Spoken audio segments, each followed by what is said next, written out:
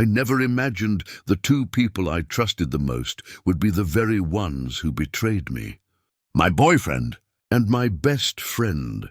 The sentence sounds small when you say it out loud, but it carries a weight that crushes everything beneath it. It's a kind of silence that swallows a room. It's the moment you realize your world is built on sand. I still remember the way the air felt that night, thick, ordinary, like any other evening, and how that ordinary air suddenly smelled of something bitter and unexpected. But let me start at the beginning. When you look back at life, you can usually see the warning signs. They're often tiny, almost invisible if you're not looking for them. A message left unread, a laugh that falls too quickly, a phone tucked into a pocket like a secret. We tell ourselves explanations that comfort us. He's busy, she's stressed, it's nothing. We choose the easy story because the truth is too heavy to carry. At that time, I was blind. Not in the literal way, but in the way you can be blind when hope and love wrap themselves around you. Love makes you believe in miracles. Friendship makes you believe in loyalty. I believed both without question. I believed that honesty was automatic between people who loved each other. I believed that the person who promised to be on my side would never turn and raise a hand against me, if only I knew what they were planning behind my back.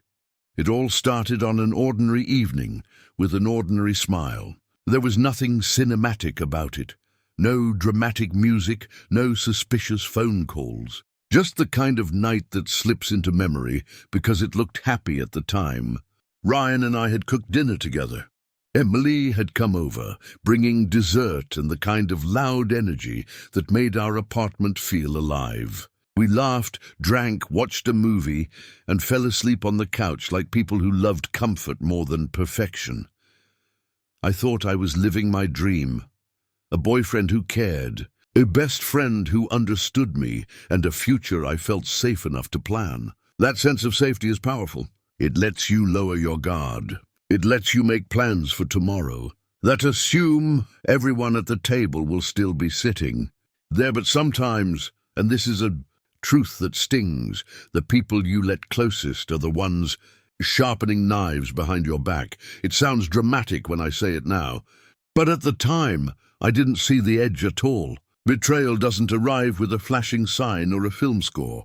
It arrives with tiny, polite actions that look harmless until you string them together and realize they form a pattern that points to deception. I remember the first small thing clearly. Ryan started smiling at his phone in the middle of the night, like there was a secret joke he couldn't wait to keep. Emily began forgetting plans with me more often, offering a text apology that felt too neat, too rehearsed.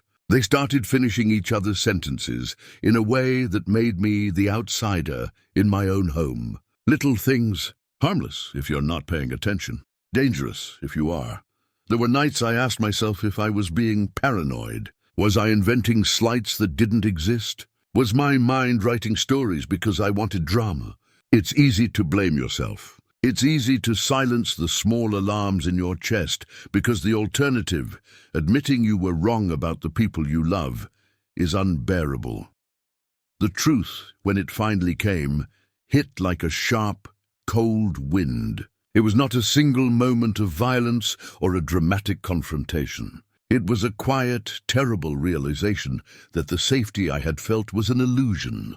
The people I trusted had been living their own secret life, and I had been kept outside of it. Pause, let that sit. Let the breath catch. Here's the twist nobody expects. Betrayal, as devastating as it is, can also be the spark that lights something in you. The thing people don't tell you is that there's a strange, dangerous kind of power in being hurt. It forces clarity. It strips away illusions. When someone you love reveals themselves as a different person than you thought, you are left with two paths: stay broken by it or let it fuel you. What they didn't know was that I would not stay silent. I didn't plan to become cruel. I didn't want to become someone who met hurt with the same poison. But I also refused to be the quiet victim in the shadow of their lies. The anger that woke up in me was not only about revenge. It was about justice. It was about truth. It was about reclaiming the parts of myself that had been given away so freely to people who did not deserve them. Betrayal ignited a fire in me, slow, quiet at first, then burning with a purpose I had never known. It wasn't the loud, vengeful fire you see in films. It was a methodical, determined heat that wanted to expose, not destroy. I wanted them to understand the weight of what they'd done. I wanted the world to see the truth because secrets thrive in darkness. Shine a light, and they begin to unravel. Still, even as the plan formed, a voice in my head asked the same frightening question. Would exposing them heal me, or would it make me the same as them? That question followed me like a shadow. I promised myself this: whatever I did, it would be done with dignity. I would not stoop to humiliation for the sake of satisfying anger. My aim would be to reclaim my life, not to break theirs. The lonely nights after that ordinary evening taught me something else. Pain sharpens senses. It taught me to read between lines, to see motives in silences. It made me watch the way people bend truth to fit themselves. It taught me to be patient, because real change, real exposure, takes time. It needs evidence. It needs timing. It needs precision, so I waited. I listened. I watched. People like that, people who betray, often become careless when they think the coast is clear. They start leaving breadcrumbs, small mistakes that look accidental, but are actually the key to everything. I started collecting those breadcrumbs, not out of spite, but out of the need to find a way forward. There is one more truth about the opening of any story like this. The beginning is also the invitation. I'm inviting you now to come with me as the story unfolds. There will be moments that make your chest tighten, moments that make your skin prickle, and moments that make you ask whether justice and revenge can ever wear the same face. There will be choices, mine and theirs, that will force us to reckon with what it means to forgive and what it means to stand up for yourself. This is not just a story about being hurt. It's a story about waking up. It's about learning that the people who betray you are not beyond consequence. It's about the quiet strength you find when you refuse to be small. And it all started with a simple, ordinary evening and a smile that hid more than I could have guessed. So, take a breath. Stay with me.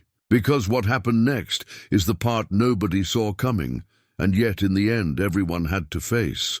I met Ryan 2 years ago. He wasn't the type to sweep you off your feet with flowers and dramatic gestures. He wasn't the man who showed up with a guitar, under your window, or threw surprises at every corner. No, Ryan was steady, calm, measured. He gave the impression of someone who could weather storms without breaking a sweat. And after years of chasing chaos and heartbreak, that's what drew me in. He was the kind of guy who promised security. And I loved that. He was the person who showed up when he said he would. The one who remembered how I liked my coffee. The one who texted goodnight even when he was exhausted. It wasn't flashy, but it was comforting. After all, what's love without trust? And with Ryan, I felt like I could finally exhale. And then there was Emily. Emily had been my best friend since high school. Loud, funny, unpredictable. She was the storm that made life exciting. The type of person who lit up a room simply by walking into it. People gravitated toward her energy even when it was messy, even when it was overwhelming. Where I was cautious, she was bold. Where I hesitated, she leapt. Maybe that's why we worked so well. She pushed me when I needed it, and I grounded her when she flew too close to the edge. We had built years of memories together. Laughter, late-night secrets, promises of always being there for each other. To me, she wasn't just a friend. She was family. Ryan and Emily didn't always get along at first. I remember the early days when I tried to introduce them. She thought he was too serious, too quiet, too grown up for my taste. He thought she was too reckless, too loud, too careless with her words. They were like fire and water, opposites that hissed when they touched. But over time, something changed. They started talking more. At first it was harmless. Small comments during group hangouts, jokes at my expense that made me laugh because it felt like love surrounding me from both sides. I thought it was a good thing. I thought finally the two most important people in my life are becoming friends. Isn't that what everyone dreams of? The people you love blending into one world, no friction, no jealousy. I didn't realize it was the beginning of something darker. For months, everything seemed fine. We had movie nights on the couch, with Emily sprawled across the floor and Ryan sitting behind me, his arm draped lazily around my shoulders. We went on double dates, laughing about awkward waiters and splitting desserts. There were lazy Sundays when all three of us sat in the kitchen, sipping coffee, talking about nothing in particular. Those were the moments I thought I would hold forever. Ryan told me I was his world. He said it in those quiet moments when no one else was listening, his voice steady, eyes soft. And I believed him, because Ryan was not the kind of man to waste words. Emily told me she was proud of me. She said it often. After a work success, after a brave decision, after I stood up for myself in ways I had learned through years of her encouragement. She reminded me that I was strong, that I deserved happiness, that Ryan was lucky to have me. And I believed her too, because Emily was my friend, my sister, my mirror. But behind the smiles, there were secrets. It wasn't obvious at first. Looking back now, I see the little things I brushed aside. Ryan's phone lighting up a little too often when Emily wasn't in the room. Emily laughing at inside jokes I didn't understand anymore. The way their eyes sometimes met, quick, fleeting, and then darted away as if nothing had happened.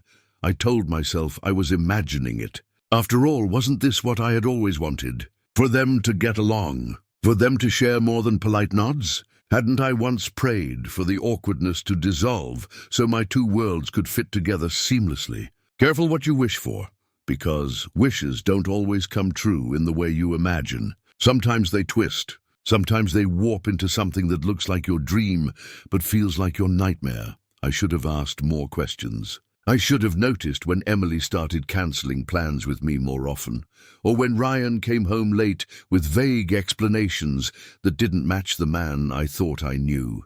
I should have listened to that quiet voice in my chest that whispered, "Something is off. Something doesn't add up, but love is blind, and friendship is blinder."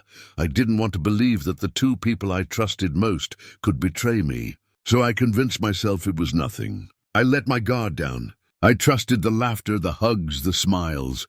I chose blindness because sight would have shattered me too soon. Little did I know my story of love and friendship was about to become a story of betrayal and revenge, because sometimes the people you think will stand with you until the end are the ones who push you off the edge. And when I finally fell, I didn't just land broken. I landed ready to turn betrayal into fuel. Ready to take back my power, ready to make sure the ones who lied to me would never forget the truth. But that part comes later. For now, the setup was complete. The players were in place. The stage was set. And I still believed the script was a love story. It started small, missed calls, texts answered hours later, Ryan saying he was busy with work, Emily saying she couldn't hang out. At first, I believed them. Why wouldn't I? Ryan had always been hard-working. He wasn't the type to skip deadlines or slack off. And Emily, she had always been the social butterfly, moving from one plan to another, her calendar so full that I used to joke she needed a personal assistant. So when their excuses rolled in, one after the other, I shrugged them off. But then I noticed something, the same excuses, the same timing, almost as if they were synchronized. Ryan's late-night meeting would happen on the very same evening Emily was suddenly helping her cousin. His phone would go silent exactly when hers did. And when I texted them both, sometimes their replies came back with the same kind of pause, as though they were rehearsing. It was subtle, but the pattern began to form in my mind, like puzzle pieces clicking together. I wanted to ignore it. Truly I did. Because once suspicion creeps in, it changes everything. You stop looking at smiles the same way. You start wondering if a laugh is real or if it hides something. I didn't want that. I wanted my safe world back, but my heart knew something was wrong. One night I woke up at 2 a.m. The bed felt cold on one side. Ryan wasn't there. I pulled the blanket tighter around me, confused, and followed the dim light seeping from the living room. There he was, sitting in the dark, his phone glowing against his face, and he was smiling. Not the tired, casual smile of someone scrolling through random videos. This was softer, warmer, intimate. When I asked him what he was looking at, he startled, almost dropping the phone. "Just a funny meme," he said quickly, turning the screen away before I could see more, but I had already caught it, a flash of a name. Emily. He shoved his phone into his pocket and forced a laugh, but my chest tightened. Why was he smiling at her messages in the middle of the night? Why couldn't he show me if it was truly just a meme? I ignored it, told myself I was imagining things. After all, they were friends now, right? Wasn't this what I wanted? For them to get along. What harm could there be? But the truth is, deep down, I didn't believe my own excuses, because once you see the first crack, you can't unsee it. The days that followed only made it worse. Ryan became more protective of his phone. He used to leave it on the table, face up, without a care. Now it was always in his pocket, always on silent. Emily's visits grew less frequent, but when she did come over, there was something different in the way she looked at me. Too careful, too polite, as though she was hiding a storm behind her eyes. And then there were the whispers. I once walked into the kitchen to grab a glass of water, only to hear Ryan's voice on the phone. His tone was low, hushed, almost tender. When he realized I was behind him, he ended the call abruptly, claiming it was a colleague. But his eyes betrayed him. They looked guilty, caught. Another time, Emily came by when Ryan wasn't home. She was nervous, fidgety, her usual confidence replaced with strange unease. When I asked her what was wrong, she said she was just tired.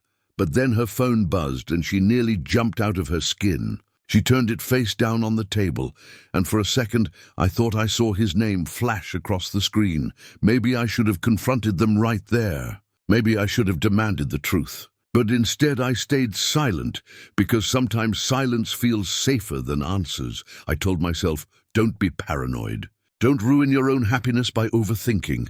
But overthinking is what kept me awake at night. My mind replayed every smile, every laugh, every shared glance between them. Were they harmless or something else? I started doubting myself. Am I imagining things? Am I being insecure? Why would Emily do this to me? Why would Ryan risk everything? I spiraled between trust and suspicion, love and fear, and then the universe gave me another sign.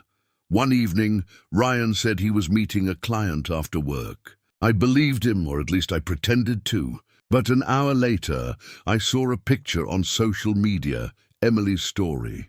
Just a glimpse, nothing obvious. A blurry corner of a restaurant table, a glass of wine, a man's sleeve. But that sleeve, it looked just like Ryan's. My chest tightened. I replayed the story over and over, staring at the details, convincing myself I was wrong. Maybe it was someone else. Maybe it was nothing. But my heart whispered otherwise.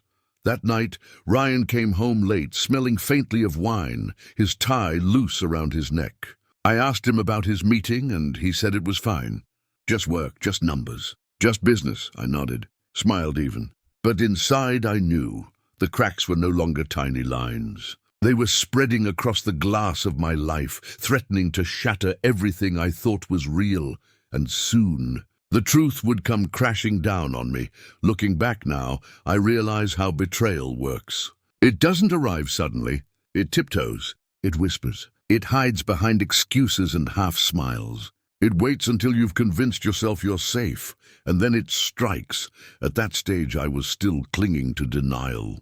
I wanted to believe Ryan loved me. I wanted to believe Emily cared for me. I wanted to believe the world I built wasn't crumbling. But in the quiet hours of the night, when the house was still and my thoughts were loud, I knew. I felt it in my bones. Something was happening behind my back, something that would tear apart not just my relationship, but the foundation of who I trusted. And though I didn't know it yet, I was standing at the edge of a storm of betrayal, a storm that would test everything I believed in, a storm that would leave me changed forever. The whispers had begun, and soon those whispers, would turn into screams. The moment of truth arrived on a rainy Friday evening, the way bad things sometimes do, quietly, with an ordinary excuse attached. Emily had texted that morning, "Family dinner tonight, can't make it." "So sorry!" Ryan had told me at lunch he was stuck at the office and would probably be late. The kind of harmless, believable lies people tell when they don't want to disappoint someone. I believed them. I wanted to believe them. But something inside me, a small, stubborn voice that had been growing louder over the past weeks, said, "Go." It was a tiny, irrational command at first. Don't trust the texts. Don't accept the silence. I told myself I was being paranoid. Then I found myself in the car, rain washing the windshield, headlights smearing across the glass, following that whisper like a moth to light. I drove past Ryan's office first. The lot was mostly empty. His car, the one I'd seen in that same spot so many mornings, wasn't there. A small knot tightened in my chest. Maybe it was a late client. Maybe he'd left early. I told myself every reasonable thing to keep panic at bay, but the voice in me was quieter now, replaced by the heavier sound of possibility. My hands shook as I drove to Emily's building. The rain made the street look like a watercolor painting, everything smeared and softened, as if the world itself were trying to blur the outlines of what I was about to find. I climbed the stairs to her apartment, each step heavier than the one before. My heart thudded in my throat like a drum, and the apartment door felt colder under my palms than I remembered. Then I heard it, laughter. Not a polite laugh, not the kind that fills a crowded room. It was a private laugh, the low, easy kind reserved for people who have already let each other in. It sliced through me because that sound had never been meant for my ears. It belonged to them. I froze for a second, one foot on the stair, listening to the way the laughter folded into the clink of glasses and the soft music playing in the background. It was the sound of being excluded, of a small world that had formed without me. Something deep inside me went rigid. I opened the door. They were there, together. Too close, too relaxed, like lovers who had been pretending for a long time that they were not. Emily was leaning into Ryan, her hand on his arm, her head tipped back in a laugh that reached her eyes. Ryan's hand rested at the small of her back, not casually, deliberately. The apartment smelled like wine and something sweeter, the air thick with the comfort of two people who had stopped pretending to be anything they weren't. For a moment, the world stopped moving. My feet were rooted to the carpet. My mouth felt dry like cotton. The scene before me, ordinary in its domesticity yet poisonous in what it meant, hit me harder than any blow could have. Betrayal isn't cinematic. It's quietly catastrophic. It turns your home into a stage where you're suddenly an uninvited audience to your own life being rewritten. Ryan looked up first. For a heartbeat, I saw confusion in his face, then something else. Guilt, surprise, both poorly disguised. Emily's smile faltered. She pulled back as if suddenly aware of my presence, her hand dropping to her side like it belonged to someone else in a dream. "Hey," Ryan said, his voice faltering as he straightened. "What are you doing here?" I don't remember what I said back. My words blurred, the sentence fragments of a betrayed person trying to stitch a coherent question together. You said you were at work," was the memory that sticks because it felt like the only true thing left in that room. Emily started explaining before I could gather myself. "It just happened," she said, the phrase like a rehearsed lie. "Ryan and I, it just happened. We didn't mean for it to—" Her words tripped over themselves and landed in a heap of excuses. Ryan's attempt sounded worse. "I'm sorry. I never meant to hurt you. We didn't know." He searched my face for something, forgiveness perhaps, or a sign that I would not make this night worse. There was a pleading quality to him that made my blood run colder. The man who had said I was his world now looked small before me. But betrayal doesn't come with soft words. It comes like thunder, loud, shocking, impossible to ignore. Their apologies were like bandages over a wound that required surgery. I could hear them trying to stitch the fabric of what they'd torn. I could see them hoping that the right combination of regret and charm would magically mend what had been broken. That night, something inside me did break. Not in the dramatic, cinematic way people imagine, not a scream or a collapse, but a quieter, more catastrophic fracture. A part of me that had trusted without question snapped. It felt like the floor under my feet shifting and sliding into a void. The person I thought I knew had been wearing a mask, and the revelation of what lay beneath left me unmoored. And yet inside that fracture, something new was born. At first, it was numbness. I moved through the rest of that evening, as if through fog. I asked questions, the kind that demand answers, and they gave me the kinds of words people give to the guilty, apologies wrapped in explanations, thin and fragile. It was a mistake. We didn't mean to. We never planned it, but their definitions of mistake and meant were divorced from mine. To me, a mistake that uproots lives and breaks trust is not the same as a misplaced footstep. I went home that night with my hands empty and my heart full of rubble. The city smelled of rain and taxi fumes. The apartment door closed behind me with a finality that echoed. I sat on the kitchen floor for hours, my head bowed between my knees, trying to orient myself in a life that suddenly seemed foreign. For a while I let grief take me. I let the tears come. Not the noisy sobs of movies, but small, steady drops that carved soft channels down my face. There was rage too, but it felt like a distant echo, not something I could reach just yet. When the storm of immediate shock passed, a clearer feeling came into focus, a cold, precise clarity that felt like survival instinct. I realized I had a choice. I could become the person who crumbled and begged for pieces, or I could become someone who rebuilt with her own hands. The choice turned the grief into action. It took time for the anger to shift into planning. I did not want to act like they had acted, impulsive and destructive. That would make me no different.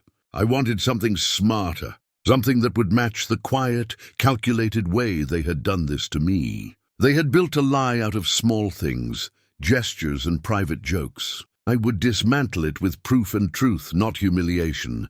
The first steps were practical. I started keeping my phone on the table where I could see it, not because I expected them to call and beg, but because I wanted my life documented. I began saving messages, recording details in the small notebook I kept by the lamp. It felt clinical at first. Evidence collection requires a kind of emotional discipline, but it soon became a source of power. Each note was a small anchor to reality, proof that what I had seen was not a nightmare I would wake from. I also watched them, not in a stalkerish way, but with a steady attention that let me see their patterns. People who hide things repeat tiny mistakes. They say the same phrases. They forget what they've told one person when speaking to another. Those slips became breadcrumbs. I collected them. In the quiet hours, as the rain soaked the city and the apartment hummed with the sound of a world unbothered by my personal collapse, I promised myself two things. First, I would not be humiliated in private forever. Second, whatever I did next would be with dignity. Revenge, if it came, would be an act of reclamation, not cruelty. There is a peculiar strength that comes from the moment you decide you will no longer be the person others use as a convenience. It feels like waking up from a long, hypnotic sleep into a daylight that is painfully sharp but real. I felt that clarity as if it were electricity through my veins. I could see the outline of a plan forming, patient, precise, and final. That night, with rain still tapping the windows and the city lights blurry with distance, the first true thread of my resolve was woven. Betrayal had placed a knife in my back, but it had also exposed a wound that needed tending. I could let it fester in bitterness, or I could turn it into fuel. I chose fuel. What followed would not be the reckless payback of a furious heart. It would be a slow burn, evidence, timing, and the exposure of truth on my terms. They had taken my trust. I was going to take back control. And so, with my hands still shaking from the shock and my heart raw from the hurt, I began the quiet work of making sure their lies would not survive daylight. I didn't scream. I didn't storm out. I didn't throw plates or unleash a scene in the middle of their living room. Instead, I smiled, not the kind of smile that forgives, not the kind that pretends everything is fine. It was a quiet smile, the kind that belongs to someone who has decided to stop being acted upon and start acting. That small curve at the corner of my mouth felt like a tiny reclaiming of myself. The first private victory in a war I wasn't going to lose, because in that moment, I knew something clearly. I wouldn't just walk away. I wouldn't let this dissolve into whispered apologies and half-hearted promises. I would make them regret every lie, every whisper, every stolen glance. Not by cruelty, but by removing the safety of secrecy. I would take back what they had taken, my dignity, my trust, my sense of belonging, by exposing the truth on my terms.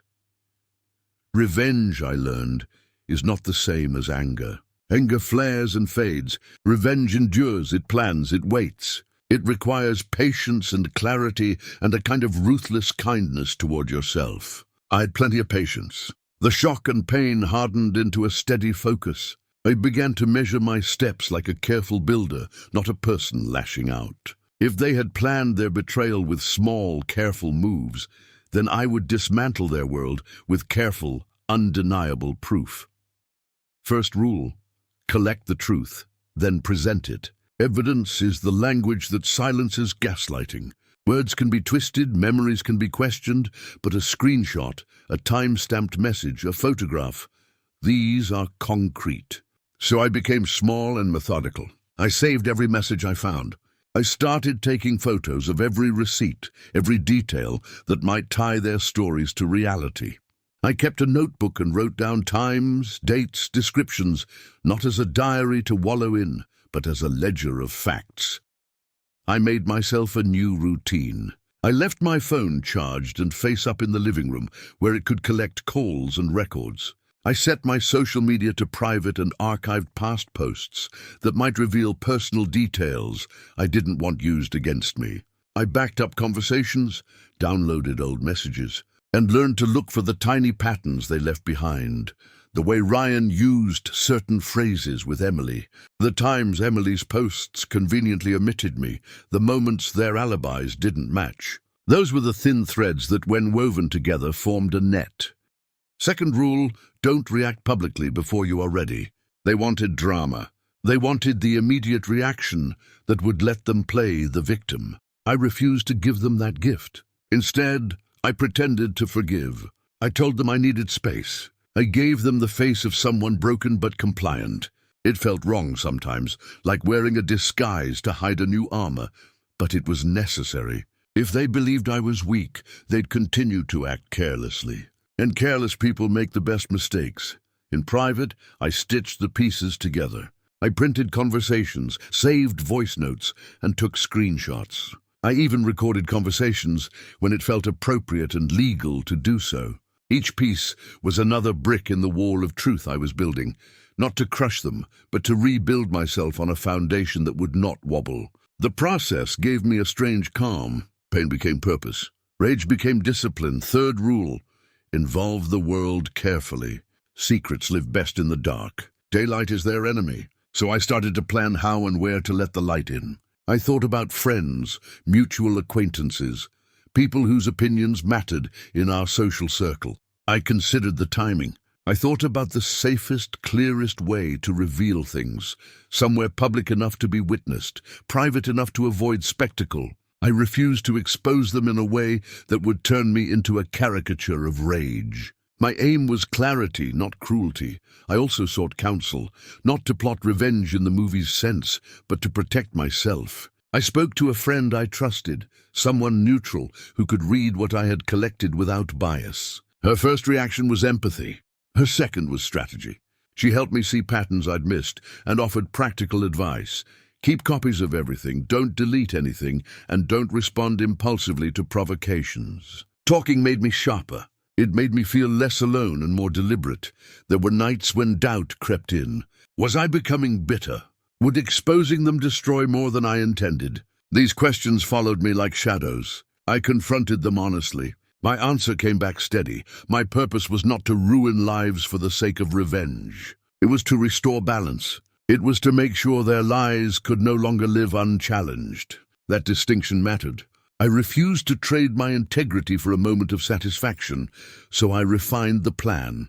I mapped a timeline. I considered the consequences. I chose moments when our circle would be present, gatherings, shared spaces, social events, but where I would control the narrative. I did not want to ambush them. I wanted the truth to be undeniable, to be heard by people whose judgment counted. I pictured the look on their faces when the evidence surfaced, not a shout, not a fight, but the slow collapse of their carefully constructed reality. In the quiet days, I rehearsed what I might say. Not to rehearse lines for a performance, but to keep my voice calm when the moment came. I practiced telling the truth plainly. This happened. This is what I found. These are the facts. No long explanations. No rhetoric. Just clear statements backed by proof. I wanted my truth to be the kind that didn't need to be loud to be heard. There were practical details too. I changed some locks, not as a petty move, but as a boundary. I moved certain belongings out of the apartment and stored them with a trusted friend. I reset my routine so I was less predictable. Part of reclaiming power is removing the small vulnerabilities that betrayal exploits. I learned to be private again in a way that felt protective rather than fearful. A subtle part of the plan was reclaiming my image. Betrayal often leaves the betrayed feeling embarrassed, like somehow they were the naive one. I decided to curate how the truth would appear, dignified, factual, and unflashy.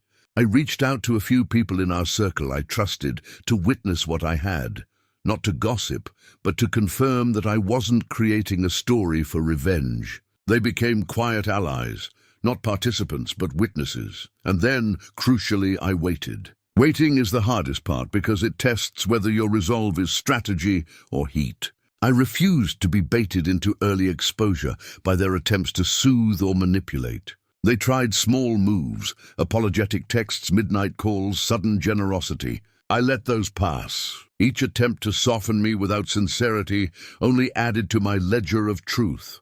As the plan took shape, something unexpected happened. The act of gathering evidence and preparing a calm reveal made me feel less like a victim and more like an architect of my life. I wasn't planning revenge to hurt them for the sake of cruelty. I was planning a correction. I wanted the mask they'd worn to slip so cleanly that their world would have to adjust to the facts. I wanted them to see clearly that their choices had consequences. Somewhere between the notebook and the late-night calls with my one trusted friend, I realized one final thing. The hardest part wouldn't be exposing them. The hardest part would be living with whatever came after. The isolation, the pity, the whispers. It was possible that people would take their side, that the story might be twisted. I steeled myself for that. The truth, I told myself, was still my strongest currency. So I waited, patient and precise, sharpening what I had into something unassailable. The masks they wore would not fall by accident. They would be taken off, carefully, publicly, and with a dignity that belonged to the person who had been wronged. In the silence of those days, the plan became less about punishment and more about restoration. I wanted my life back, whole and honest. I wanted my friends to know who I was and what I stood for. I wanted to speak the truth in a voice steady enough to be heard over their excuses. When the time came, I would not be the desperate woman in a scene she could not control. I would be the one who brought the light and let it do what light does, reveal weeks past. I kept to the plan. I kept my face calm, my life orderly, while I quietly stacked the evidence like cards into a careful house. Each message saved, each screenshot labeled, each note tucked into a folder, small things that together felt like armor. Meanwhile, they carried on as if nothing had changed. They laughed in public, they posted smiling photos, and they made the mistake of believing that performance could outshine reality. Then Emily decided to throw a party. It was one of those casual, flashy things she did, a gathering full of people who wanted to belong to her orbit.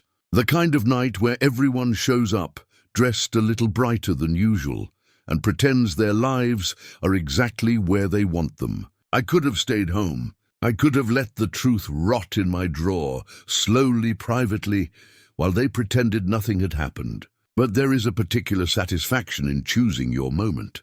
I wanted the truth to be seen by the people who mattered, the ones who would witness what their lies had cost. They thought I wouldn't come. Maybe they assumed I would be fragile, a trembling shadow in the corner. Maybe they thought I'd make a scene somewhere else, dramatic, loud, needy. But I did what I'd always been taught not to do. I chose dignity over drama and resolve over reaction. I dressed in something simple and true, not to impress them, but to remind myself that I still belonged in the world they had tried to erase me from.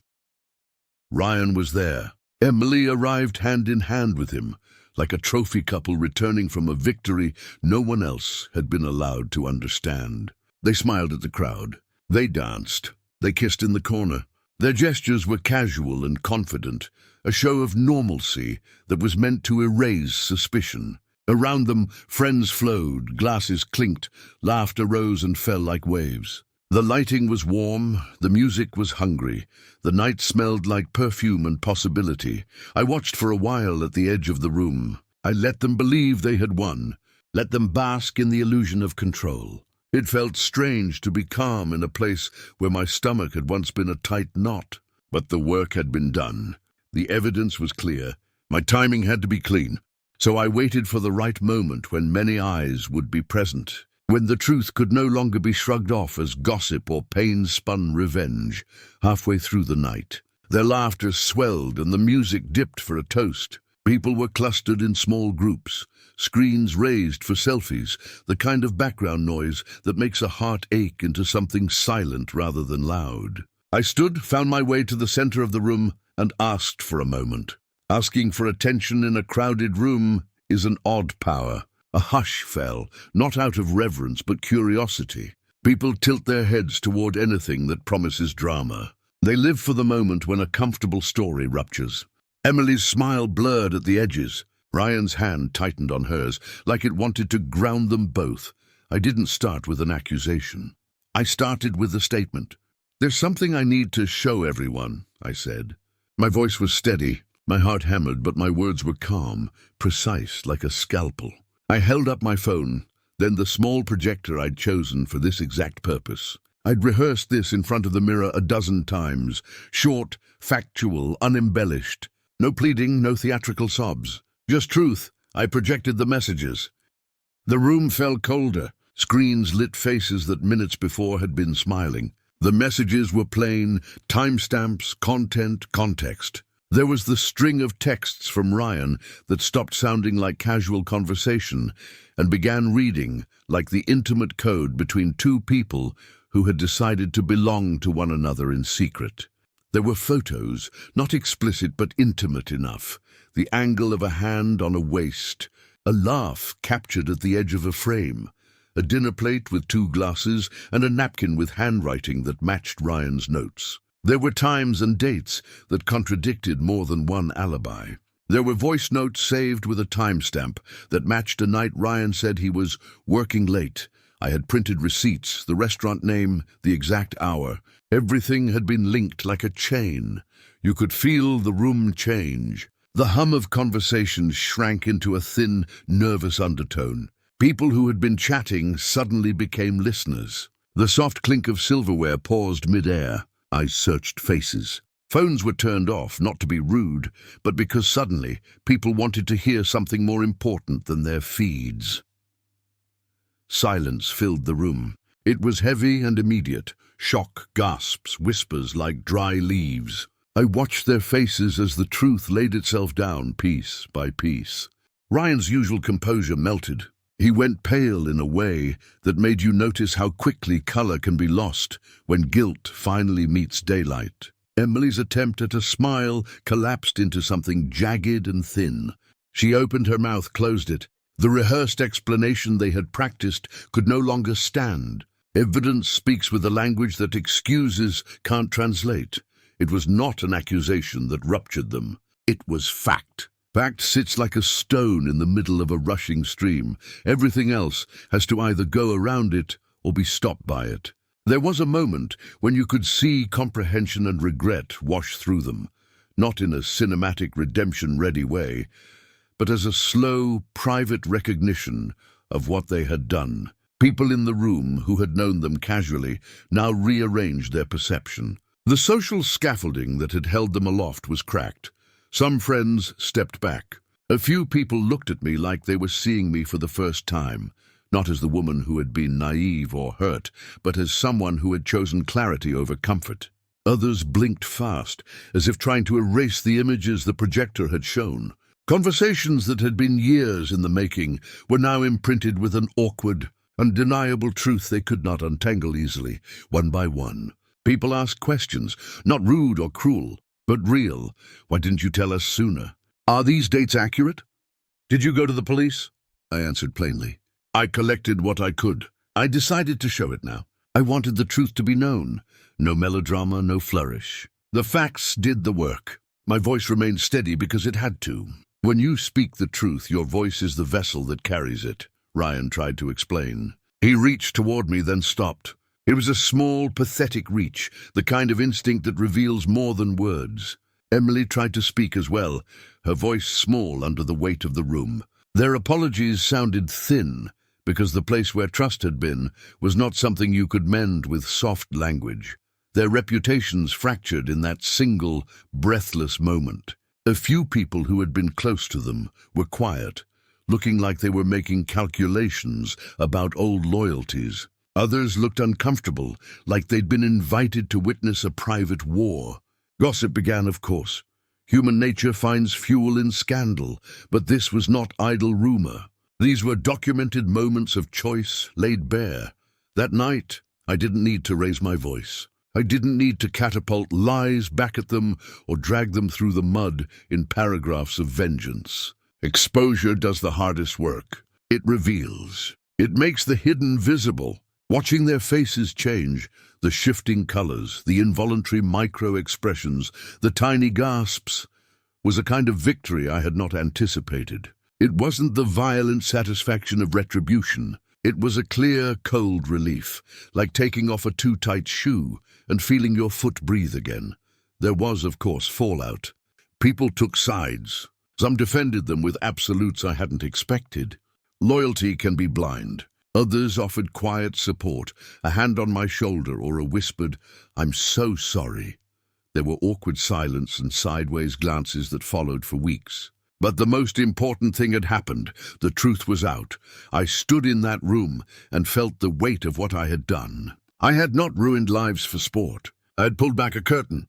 I had forced daylight into an arrangement that thrived on shadow. Watching them try to recover their composure taught me something. Truth disarms. It is not loud or vengeful. It's simply honest, and honesty does not need to shout. After the party, the world rotated differently around me. People who had been casual acquaintances withdrew. A few became allies. Ryan and Emily's social life narrowed. They texted friends seeking counsel, but the script had changed. The evidence was public enough to make the usual denials feel childish. They were forced to navigate consequences they had not expected when they chose secrecy over fidelity. The sweetest part of that night wasn't the shock or the humiliation. It was the quiet settling in my chest, an easing that felt like reclaiming air. I hadn't acted in fury. I had acted in truth. I had shown the world what they'd done, and in doing so, I took back a part of myself they had tried to erase.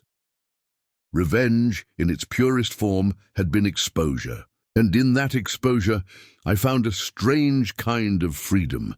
After that night, nothing stayed the same. The next morning, the world felt quieter, not because people stopped talking, but because conversations that once hummed with easy warmth now carried a hush. The projector had done more than show messages. It had shifted the gravity of our circle. Small fissures that had been hidden behind polite smiles opened wide. People who had once nodded and laughed with them now exchanged looks of disbelief. Friends who had shared drinks and secrets with Ryan and Emily suddenly found reasons to be elsewhere. Ryan lost friends. Some pulled back immediately, uncomfortable with how deep the betrayal ran. Others considered the facts and chose distance because it felt like the only honest thing to do. Invitations that once arrived like clockwork, weekend barbecues, group trips, casual dinners, stopped. Messages went unanswered. His favorite spots felt emptier as mutual friends declined invites, citing vague scheduling conflicts. When he called, people hesitated before picking up, as if the weight of his choices had made their lines heavier. Emily's fall was different, but just as sharp. Respect, once given freely because of charm and charisma, is hard to reclaim after trust is broken. The same people who had once whispered with admiration about her energy now lowered their voices when she entered a room. The laughter that had followed her around felt thin, like paper in a wind. Work colleagues, who had complimented her on her social ease, avoided the private jokes she expected to land. If charisma had been her currency, exposure had devalued it overnight. They tried to run from the shame. There were frantic attempts at repair, messages sent in the small hours, contrite posts that read like careful compositions, superficial gestures meant to soothe. Ryan texted people asking for second chances. Emily posted a vague statement about making bad choices and learning. They reached out to the same friends who had once elevated them, searching for anchors in the storm. But truth, once seen, doesn't fold back into the envelope of denial easily. It stains, people whispered behind their backs. Invitations stopped coming. Their little world, which had seemed so solid from the outside, began to crumble from the inside. The group chats that had been lively with planning faded into ice. The comfortable silences at gatherings became loud with avoidance. The mutual friends who had once upheld the scaffolding of their social life found themselves making choices, to listen to a single side of a private story or to step away entirely. Many stepped away, and I walked away, not because I was untouched by what had happened. You don't survive this kind of betrayal without a scar, but because I had chosen to turn the wound into a doorway. The woman they had thought naive was gone. In her place stood someone who had learned to measure pain and choose action over collapse. Walking away wasn't an act of cowardice. It was a claim. I would not be defined by what they did to me. In those weeks after the exposure, I watched them from the periphery. I didn't stalk or scheme. I observed. There's a difference between obsession and witnessing. Obsession eats you alive. Witnessing keeps you sane. I watched Ryan sit at cafes that once felt full of friends and stare at his phone with the hollow look of someone whose social map had been erased. I watched Emily at a party where the music felt louder and the smiles felt stranger, like wallpaper decoration rather than welcome. They moved through rooms like people wearing costumes on a day when the masks had started to fail. Their attempts at normalcy were telling. Ryan tried to laugh in company, but his laughter never reached his eyes. He offered explanations that sounded practiced and thin. There was a desperation in the way he checked who was listening, the way he waited for a sign that someone still believed in him. Emily tried to charm her way back into relevance, dropping jokes and leaning into old habits. But charm only works when people want to believe it. When it has been betrayed, charm can look like gaslight. And then there were the small, sharp moments that cut deeper than their public undoing. Mutual friends who had once included me without thinking now asked clumsy questions about what happened. And in the way they asked, I could hear the fear that maybe they'd been wrong about me or wrong about them. The slant of pity I sometimes received was worse than outright hostility. Pity implies weakness, and I had no intention of being weak in anyone's story. Power, I learned, shifts in strange ways. For months I had felt powerless, lied to, overlooked, discarded. After the exposure, power relocated. It was no longer held by the ones who smiled and whispered. It moved to the ones who knew and chose to bear witness. People who had been neutral stepped in, offering quiet support. A friend sent a message. I'm here whenever you need. Another handed me a coffee in the grocery store and didn't make a spectacle of it. Those small acts felt like bridges. They reminded me that truth reweaves social fabric into patterns that can include you again. They thought they had destroyed me. Maybe that was their hope, that my collapse would feed their stories. But in the end, I realized I had done something else. I had destroyed their masks. Masks are protective, yes, but they are also lies. They let people present a curated self, avoiding the messy, inconvenient truth. When the mask falls, you see the face beneath. Not always pretty, certainly not always familiar. The unmasked face was what people saw after that party. What I witnessed was not the raw, dramatic villainy some might expect. It was quieter, disappointment, shame, the small arithmetic of losing allies. Watching them try to reclaim what they had lost made me aware of the human cost of choices. There was no savage glee in it, just the sober recognition that actions have consequences. In the private hours, when the house was still and the city outside softened into its own separate life, I felt a curious mix of sorrow and relief. I mourned the versions of us that had been, the dinners, the jokes, the future plans that had once been warm and plausible. I also felt relief that the truth, ugly as it was, had been told. Living under a lie is worse than walking through the cold. There were times when I tested my resolve. I saw Ryan across a room at a mutual friend's gathering and felt a flicker of something like longing for the comfort that had existed before the knives were sharpened behind my back. It passed quickly. Longing for what was, without acknowledging what had been done, is a trap. I chose not to fall into it. Each time I resisted the pull, I felt stronger. Each time I chose dignity over drama, I reclaimed a piece of myself. They tried to rebuild their lives in fits and starts. There were apologies here and there, some heartfelt, some hollow. Some relationships within the circle mended slowly. Others dissolved entirely. The social fallout varied. Friendships recalibrated. Parties were smaller, and certain invitations never returned. The ripples from one night extended far. It was a painful, necessary reordering. And me, I kept walking. I took long walks in the city, letting the noise and the air and the ordinary rhythms of life remind me that there was a world that moved on, and that I would move with it. I bought a book and read it front to back. I spent a Sunday afternoon painting a small canvas, making something new. I said yes to a coffee with a woman I'd known vaguely for years and found the conversation refreshing in its simplicity. These were small, ordinary acts of rebuilding, but they mattered. They were stitches. In the end, watching them fall was not an act of cruelty. It was an act of truth made visible. I did not celebrate their collapse. I observed it, understood it, and used it to rebuild myself. The masks they had worn could not be put back on easily, and that, more than anything, felt like justice. When their world narrowed, mine quietly widened. It wasn't dramatic or triumphant in the way movies promise. It was steady and slow, a life reclaimed piece by piece. They thought they had the power to ruin me with secrecy. In the end, their secrecy ruined them, and I walked away, stronger. Months passed. The storm quieted. The whispers dulled, and slowly, almost quietly, I found peace. In the beginning, I thought revenge was about seeing them suffer, about making them feel the same pain they had carved into me. But time has a way of softening anger, of reshaping the sharp edges into something clearer. I realized revenge was never about hurting them back. It was about reclaiming my power. It was about looking them in the eye without fear and saying, "You didn't break me. You only made me stronger." Ryan and Emily faded from my life like shadows at sunset. At first, I still caught glimpses.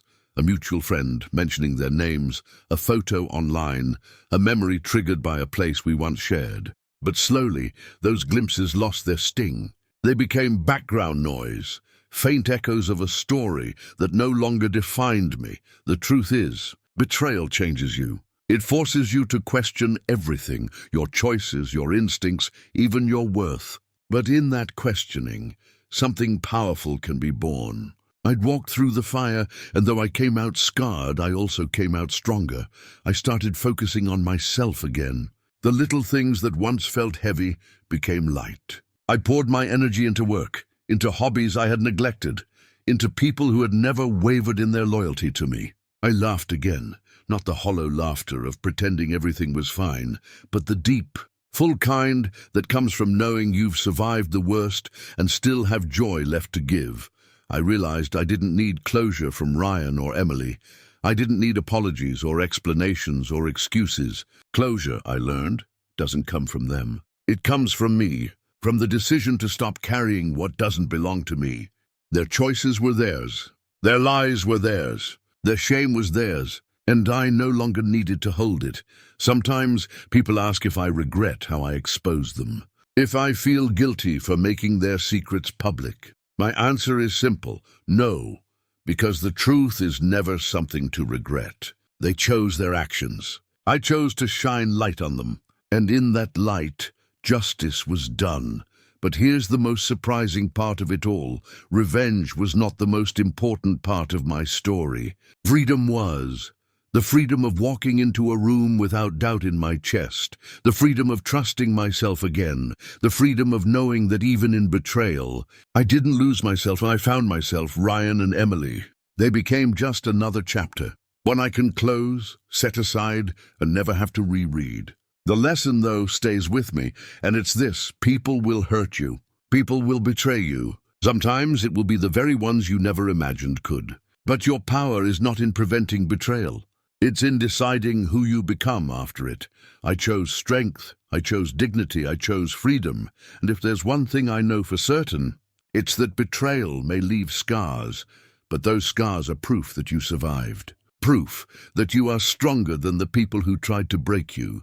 So yes, Ryan and Emily walked out of my story, but I walked into my future. And that, more than revenge, is the sweetest victory of all. Betrayal cuts deep. It doesn't just wound the heart. It shakes your foundation. It makes you question everything you believed in. But sometimes, betrayal is not just an ending. It's an awakening. When the people I trusted most turned against me, I thought my world had collapsed. But as painful as it was, it forced me to see what I had been blind to for so long. It showed me the truth about them, about myself, and about the kind of strength I never knew I carried. Betrayal, in its cruel way, has a lesson. It shows you who truly belongs in your life, and who doesn't. It teaches you that loyalty cannot be faked forever, and that masks eventually fall. Sometimes the truth comes quietly, and sometimes it crashes like thunder. But one way or another, the truth always finds its way out. My revenge wasn't about cruelty. It wasn't about sinking to their level or feeding my anger. It was about justice. It was about showing that lies cannot last forever, and that the people who betray you will one day have to face the weight of their own choices. And here's the part I want you to remember. If you've ever been betrayed by a friend, by a lover, by anyone you trusted, don't let it convince you that you're weak. You are stronger than you think. Stronger than the betrayal, stronger than the hurt, stronger than the people who tried to break you. Sometimes the greatest revenge is not fire or fury. It's not shouting or fighting. It's simply moving on with dignity, walking away with your head held high, and letting the truth speak louder than lies ever could, because liars will always be trapped by their own webs. Betrayers will always be haunted by their own choices. But you get to rise, you get to rebuild, you get to live free. Final pause. Soft cinematic tone, because in the end, betrayal is temporary, but strength lasts forever.